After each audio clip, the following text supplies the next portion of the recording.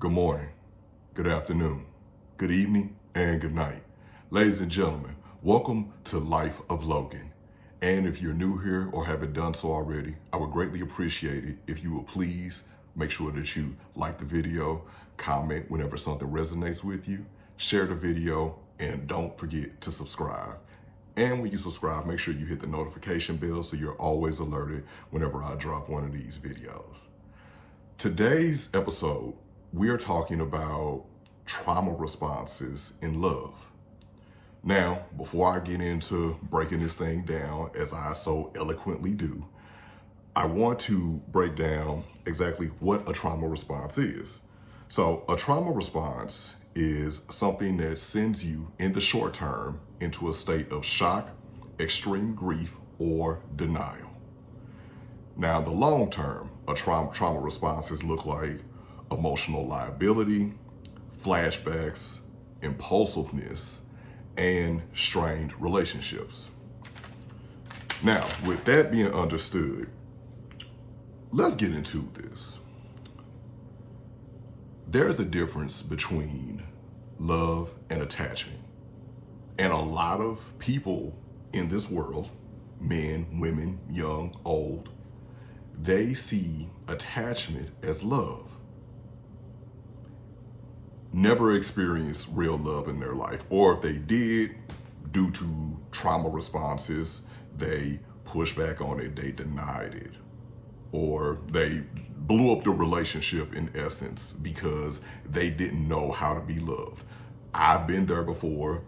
I have no qualms about saying it because I'm getting better each day, or I have gotten better since that. But I've definitely fallen victim to that. So allow me to just break down love versus attachment, and then we'll get on started with the rest of the show. Love versus attachment. So while love is freeing. Like the old saying goes, if you love something, let it go. And if it comes back to you, then it was always yours. And if it doesn't, it was never your blessing to hang on to. True indeed, because if you love someone, you're gonna love them even after everything dissolves. And even in my case, I've had things dissolve in a really tumultuous way. But once I got as the French like to say, got my head out of my ass, I understood the fact of I don't want this person to not be happy. I want everyone to be happy. In my last relationship, it essentially ended because both of us were on our paths to happiness. And at some point, we both realized that, oh no, our paths are taking us in different places. I don't want you to stand in the way of my happiness because I would never stand in the way of your happiness. That's selfish. And that's one of the things that are involved in attachments. Attachments, you are selfish. So where love is freeing, attachment is rooted in fear. It's rooted in fear of what's happened to you in the past, the things that you've been through, the things that have befallen you. It's rooted in that. It's rooted in, think of all the bad things that can happen to me. It's never about, think of all these good things that happen to me. Like, think of, hey, I am a person who has worked on myself. I am a complete person, or I'm on the path to completion. And I have this other person here who is working on themselves and they're on the path to completion. Imagine what we can do when we come together and we merge ourselves together.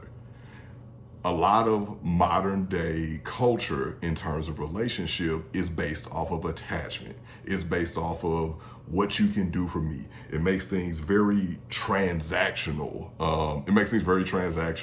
And then it just ends up warping people's minds because, allow me to go on a quick tangent for a minute, but in terms of modern day dating, I've talked to a few different people, men and women, and a lot of the men feel like, hey, my value is based on what I can provide. And if I ever have a moment where I can't, do this or I can't do that at a certain level, then I am no longer loved. And also, I'm not even loved if I'm not doing anything, like if I'm not achieving something of a certain level, if I'm not making sure that I am filling my mate's love cup. And we are responsible for filling our own love cup. We're generators of love for ourselves. And on the flip side, I've had a couple women tell me that, hey, I feel like my love is only based on my physical attributes. And if I don't have these physical attributes, then there's no way this man could love me. Or, I'm aging, so he doesn't love me anymore because his eyes are wandering. And those are some of the lies that we tell ourselves because, again, it's about love versus attachment. Whereas love inspires, attachment breeds insecurities, because you always kind of feel like when you're in an attachment mindset, when dating someone, when courting someone, you feel like you are in a state of kind of like an imposter syndrome in a way, where you keep on telling yourself, because you're operating in attachment style, you keep telling yourself subconsciously or consciously, you're telling yourself in subtle ways that, oh, this person is too good for me. This person is too good for me. And you kind of feel like that imposter syndrome where you're just waiting for the other shoe to drop. You're literally just waiting for them to kind of figure it out and just be like, you know what, you're right, I am too good for you.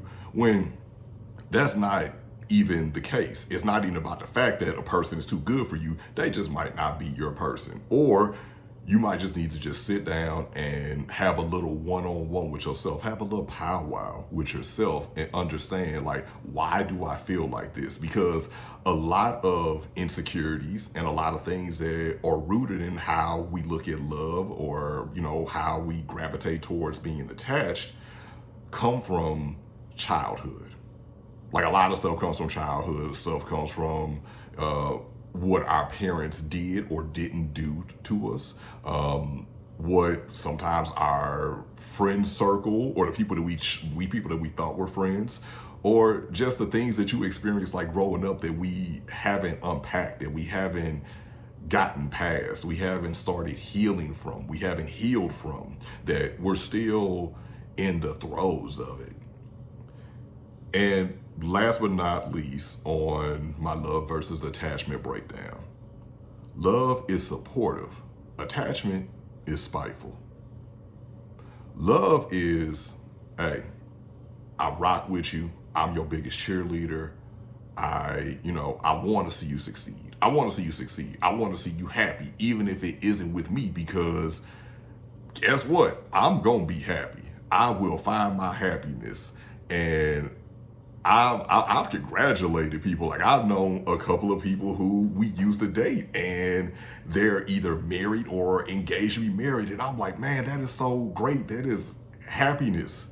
But I've also seen it on the other side where they're telling me, like, hey, I had some other guys who were not as happy about it. Or my homeboys telling me that, man, like, I posted like the pictures of me and my lady, we got engaged, and people was in my inbox like cussing me out, like, just like, I hope it doesn't work, because they haven't found anybody. That is attachment style. Attachment is hanging on to a person, like gripping on a person real tight, like they're your favorite toy. They're your favorite possession. Attachment is possessive energy. And that is a trauma response, because it's just like, oh, I have this person and this is my person, mine. This is my person, no one else's. And this person can't ever leave me because they just can't.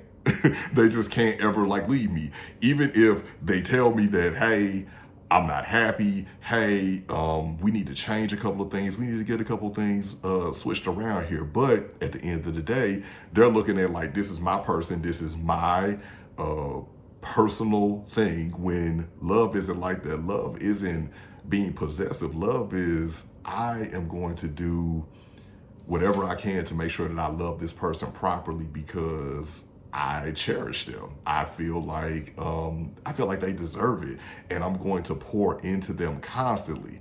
So now that we've broken down that in terms of love versus attachment, excuse me for a second while I drink water from my chalice. Now that we've broken that down, so let's get into some other trauma responses of love. Um, Me specifically, one of the trauma responses I've had when it came to relationships was the fear of letting someone down. I'm the type of person where words are very powerful to me. I do believe in the power of words, the power of the tongue. You could build someone up or you could totally tear them down with just the utterance of a few words. And for me, the fear of letting someone down, like that was a large part of the reason why in previous years before my last relationship, and I've even had to kind of like battle that as re-entering the marketplace. I've had to battle the fear of like letting somebody down. Like, what if I let this person down? What if they say those words to me that, man, they gonna cut me deep. They gonna make my soul burn slow. I am disappointed in you. Or I expected more from you. Now, on the flip side, I also have to think about it from the standpoint of I'm only human. And that's not an excuse. That is me saying that I'm not going to always have it right. Nobody always has it right. And I'm a big proponent of, okay, I messed this up. Allow me to clean it up.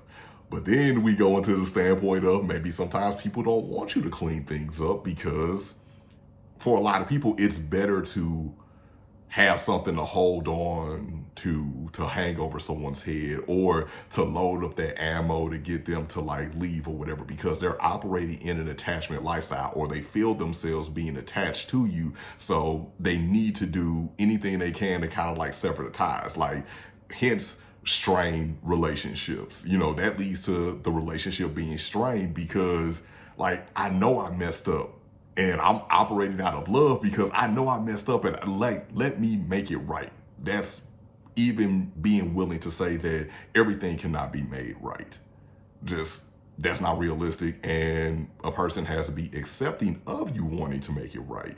And if they're not accepting of it, you could talk to you blue in the face, you can work your behind off, and it still just isn't going to work out for you.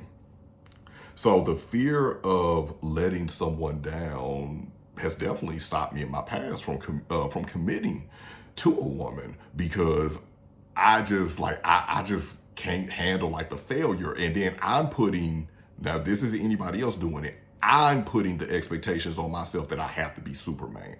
That if I'm not Superman, if I don't, handle these things for you, then I see myself as unworthy, and then especially, like I said, you hit me with I'm disappointed, I expected more out of you or whatever, like, dang, I gotta go harder now. And you just keep on like driving yourself like deeper and deeper. And I know that there are a lot of people out there who feel like that. And then you end up at the point where you just like, why am I doing all this working? Because you feel like you're outworking the next person. You're outworking the person with you. And you're like, I'm doing all this working and I feel like I'm working in the wrong direction because it seems like I'm constantly letting you down. And it's just like, it's not enough. And then that breeds resentment. But that's a whole nother topic for a different episode. And then on top of that, you get concerned about breaking someone's heart because you hear what people have been through in relationships. And at least for me, I never want to, even if it does end, I want things to be amicable. I want, you to at least look back on your time with me and even if you can't say like the whole time was good, which, can we really say the whole time was good? Everything has its ebbs and flows, but majority of the time we were in a flow state, like because we had open dialogue, communication, and things of that nature. And it's also another fear of like nobody, or at least I don't want to break I don't want to break anyone's heart. And sometimes not wanting to break someone's heart has you in situations that you probably should have had left a long time ago. It's always better to rip the Band-Aid off and start the natural body healing process early than you just let it keep on going on. I like to use the analogy of if you're at work and you've been working for months in this new position, and you finally have a one-on-one like close to a year later, and this person, your manager, breaks out this spreadsheet of all these infractions that you've had over the past year, and you're just looking like, why didn't you tell me this? Why wasn't this told to me before now? And again, we go back to the point of maybe you just didn't want it to. And then another thing that's a trauma response, that sounds a lot like self-sabotaging. And I'm guilty of it. I've done it. Not proud of it, but here I am though talking about it. Another thing that is a trauma response in love is just being open and vulnerable. Do you all realize that an open heart is the most prone and vulnerable position that you will ever be in life?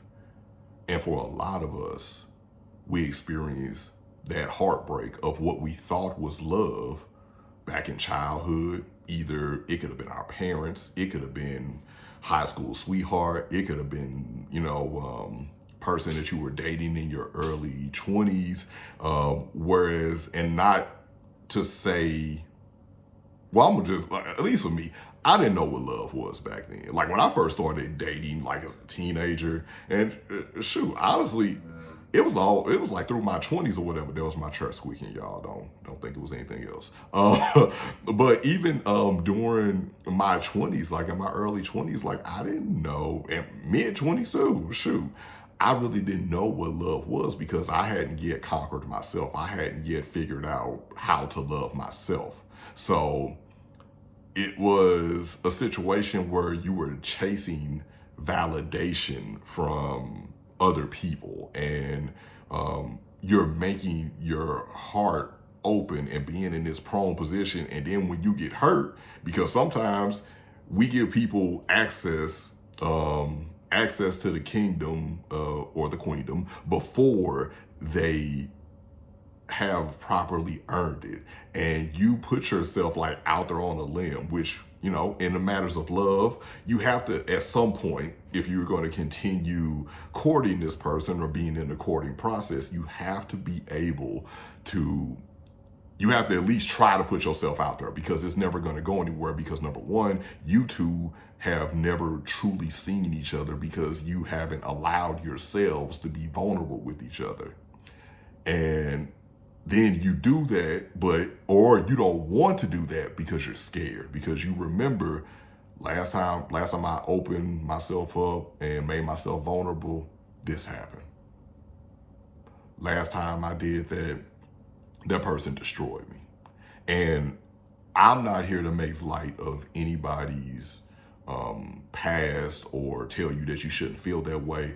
But what I will say is this: different people bring out different people. So, whereas whatever happened before, that's not really this new person's fault. And if you're still carrying that with you to that level to where you're not going to give someone else a fair chance, because it's all about fairness, give someone a fair chance, then why are you out here? Like, why are you out here trying to like date or whatever? And because you're never going to be able to have a relationship worth a damn if You cannot allow yourself to overcome your fear of what happened to you in the past reoccurring because you are still stuck there. Because this person never knows you. And really, a lot of the times, we never really know ourselves because we haven't allowed ourselves to be vulnerable enough. Because if you were vulnerable enough with yourself, then you would take this chance to even beforehand be like, hey, what are some things that trigger me? What are some things that trigger me when I am in relationships? What are some things that kind of like set me off, and why do they set me off? That goes into being self-aware, which the video for self-awareness is coming very soon to the YouTube platform. But that's the self-awareness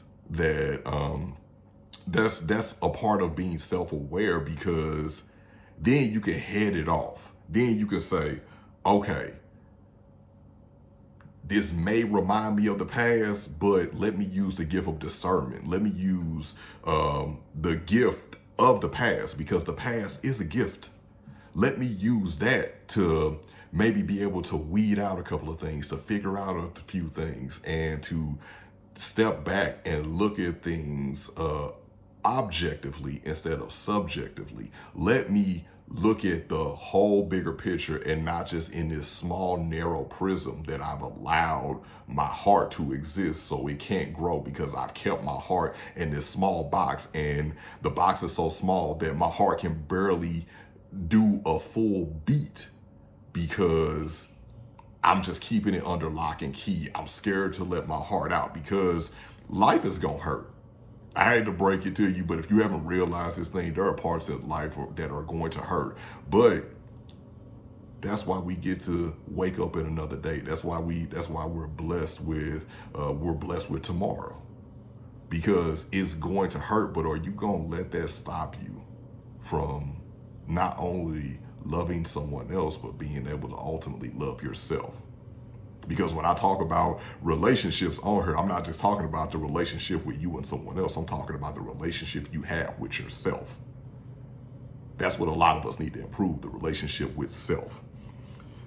And another thing that happens is good things bring up trauma responses in us too, believe it or not. And the way that happens with good things bringing up trauma responses in us is it feels like a sit-up. It feels like a sit-up because old buddy or old girl from the past, like, it felt like a sit-up. It felt like a sit-up, like, because they came in, they was doing everything right. They was doing what they were supposed to do. Then it was just like, bam, I got slapped in the face. And now I don't trust anybody coming in, anybody coming in and it's good.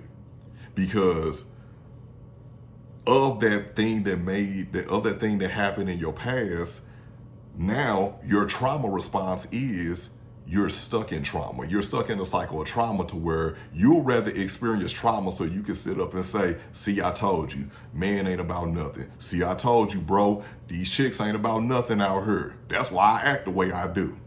No, it was that person. It was that person, because everybody ain't coming in trying to go ahead and pull the okie doke on you. Everybody ain't coming in trying to go ahead and get whatever they want out of you and then just leave. Some people, not all, because I hate to speak in absolutes, some people are coming in and they have altruistic intentions for you. They just want to come in and add to your cup and see where things go.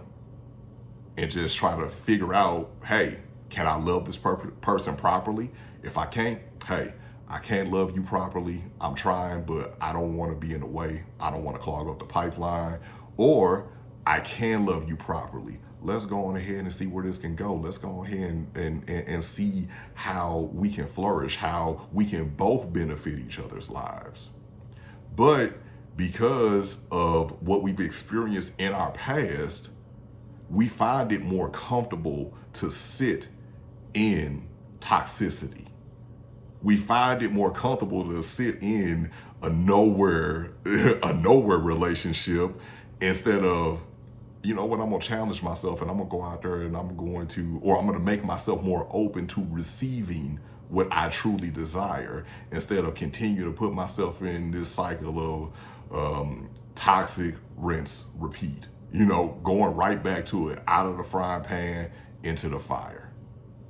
And that's what a lot of people do. That's what a lot of us do, because again, sometimes we just trick ourselves into believing I don't deserve good things, or every time something good happens in my life, guess what else happens? Something bad following it up, not even realizing that it wasn't something bad following it up. That was just the ebb flow. We need to stop looking at things that hurt us or things that impact us in a ebb way. We need to stop I said ebb and not negative, because some of the stuff that we chalk up as being negative, some of it, those are actually lessons. We have to stop looking at negative things as being quote unquote bad. It's a lesson. When you get down to it, it's a lesson. There's always a blessing in the lesson, because you know what you get from that. Why I say it's a blessing in the lesson, because you have more knowledge, you have more data to further back up and influence the next decisions that you make with your mind and your heart. Little food for thought. So, and we talked about this, imposter syndrome. So imposter syndrome definitely plays a part in love. You think that, hey, I'm not good enough, or because that's what you told yourself, I'm not good enough because look at all my relationships. All my relationships have, up to this point, haven't worked out, which we can all say that. Now, that doesn't take away from the fact that you are the common denominator in every single relationship that you've ever had. So that's why I say when relationships break apart, it's nothing wrong with taking some time to yourself and having that requiem and understanding who you are, understanding how you can improve, understanding what you want in a relationship, and then figuring out, okay, how do I benefit somebody's life? Because it's not always about, like, we always look at it from the standpoint of like, what can somebody do for me or whatever? What can I do for somebody? And then that might be an earth-shattering moment for you, because you might realize that, like, oh, I don't think I can do as much as what I'm asking for.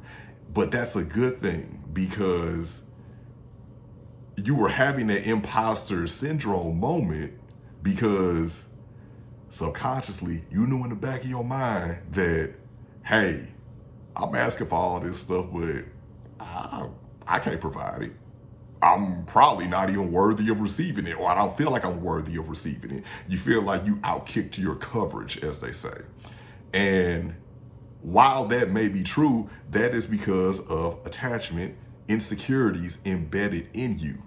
And whenever you're an insecure person, it's hard for an insecure person to take an honest look at themselves, because they look at it through the prism of, if I admit that I have these shortcomings, then who am I?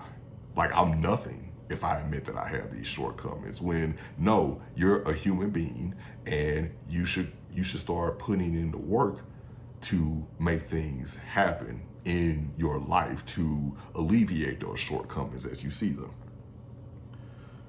Another thing that happens with attachment breeds bitterness.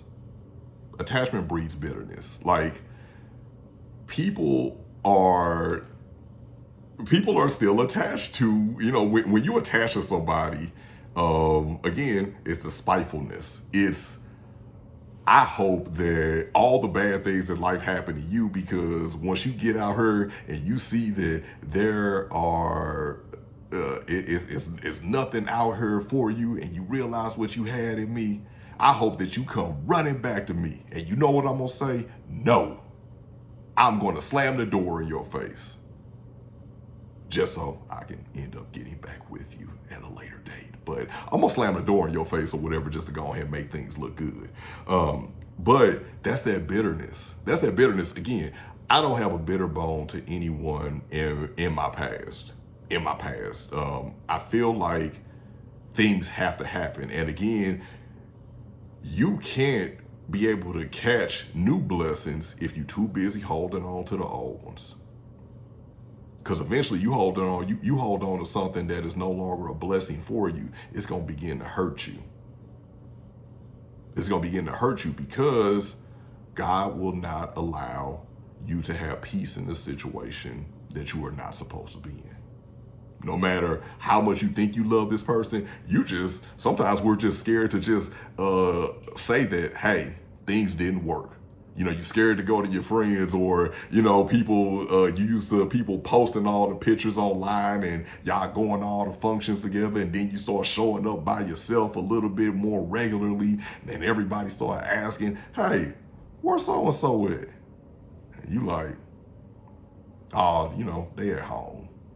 Oh, they at home. Oh, they had something to do. And then eventually you have to go on ahead and give up the ghost and say, yeah, it didn't work out. And then you have to answer why it didn't work out. And then it makes you have like those flashbacks. It gives you that trauma response because you have to almost continually to relive the moment or the moments that made you say, this isn't going to work.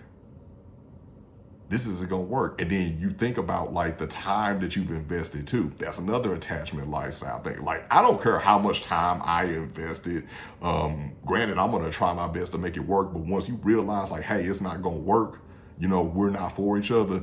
Time investments be damned, because I need to invest time in myself. Like, I don't know how much time I got here. You know what they say? We here for a good time, not a long time. And I'm already a lifetime of good times. So I'm not going to keep on squandering my good times if, the situation just isn't going to work. Again, it's love.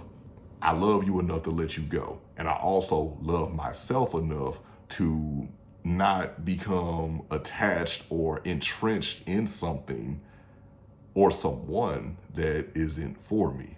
And that's okay. Like, that's just being honest about situations. And that is all I have today for today's episode of Life of Logan. Again, thank you to everyone who tunes in to me on YouTube to watch the visual representation of this podcast, and everyone who listens on the audio version, wherever you can find the audio version, search Life of Logan. And if you aren't subscribed yet to my YouTube channel, please go and search Life of Logan TV, get subscribed, hit that notification bell. Make sure that you let me know that you appreciate the things that I'm talking about on here, and I'll keep the content rolling. If you would like to reach me, you could do so by emailing lifeofloganpod@gmail.com. That is lifeofloganpod@gmail.com. Follow me on TikTok, y'all, the dashing Mr. Logan there. Follow me on the show's IG profile, Life of Logan Pod, there as well. Follow me on my personal IG, the dashing Mr. Logan, there as well. Just follow me, interact with me, because it does motivate the hell out of me to see y'all comments, to people who reach out like on the side and just, tell me about what points resonated with them. Motivates the hell out of me, and I appreciate you all so much. So, ladies and gentlemen, thank you so much for tuning in. And I need to get back up on this. So I'm going to leave you with something before we go. This is the Love Over Attachment bicep. If you were if you were watching on YouTube, rather, you got a chance to see all that. So, another benefit of being on YouTube. But you all, thank you so much. Please remember to love yourself. The relationship, as I said, you have with yourself is the most important relationship that you will have. And not only that, it will set the tone for all of your future relationships. Ladies and gentlemen, thank you all so much for tuning in. And as always, good morning, good afternoon, good evening, and good night.